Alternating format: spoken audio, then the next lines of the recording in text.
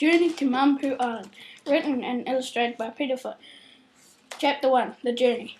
Hi, my name is Geordie, and I am going to tell you a story about when I was young. I had lots of freckles, didn't fit in, and I was an orphan, and we were poor. My parents were wealthy, but they got killed in a car accident.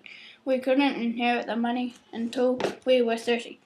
Our clothes were ragged. My brothers' names were Mark, Tate, and Peter. Mark and Peter were twins, aged 6, and Tate was 7. I am only 5. We were going on a journey to India in a small fishing boat with 3 harpoons. It is not fancy unless you count a fishing boat as fancy. Some time after we started, we got news about a fierce storm. 10 minutes later it came. Sharks were jumping and circling the boat. Mark, Tate and Peter harpooned them. I was scared out of my wits. I was separated from my brothers. As I got thrown from the boat, I was knocked out on a rock. When I woke up, I had felt soft sand on my back. I started wondering and worrying where I was and where my brothers were. I heard marching and voices in the bushes close by. It felt like I wanted to run away, but I knew someone was watching me. I started walking and saw a path. Chapter 2, The House. I approach a fiercely overgrown path. Pebbles crunch under my feet. I can see a house. The chimney is swaying in the breeze. There are some missing bricks, broken windows, and a boarded up door. Suddenly there is a noise in the bushes. I taste butterflies coming up from my stomach into my mouth. I also smell the unexpected smell of bacon and eggs. I approach the gate and open it. There is a bone-rattling noise. As I slam the gate, it falls off its hinges. I feel vomit in my mouth as I remove the boards on the door. Chapter 3, The Man. The man wore a green t-shirt, tatty pants, and polished shoes. His hair was as long as a girl. He asked what I was doing here. Well, I could ask you the same question, I said. He got really annoyed and hit me. He told me to leave and don't ask why. Chapter 4, Quicksand. I walk out the door. I head the wrong way through the swamp. Suddenly, I fall in quicksand. I yell my lungs out, and a man approaches me. I recognize him. He is the man from the house. He pulls me out with strength. I thank him and head on my way to the beach.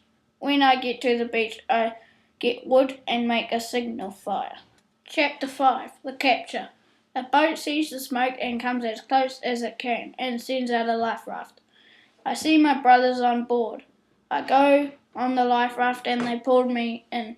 When I get up, I realize that it was not my brothers because of their clothes.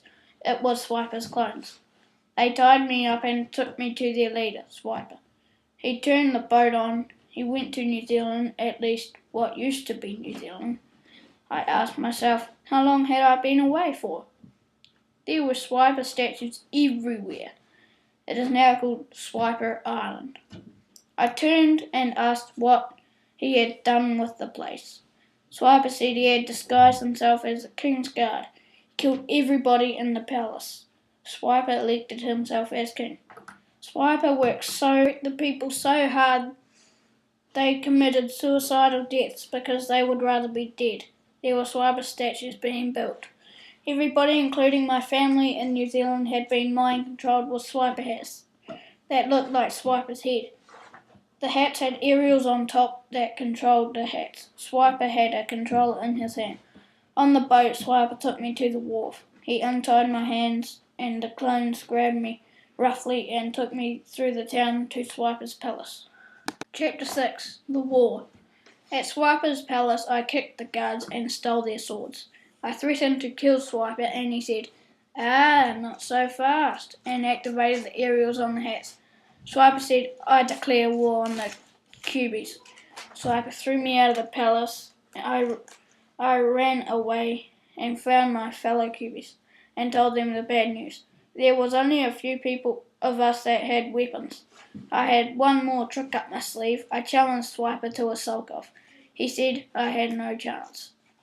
Soon news got out and everybody went to old AMI Stadium and He had 10 soccer badges.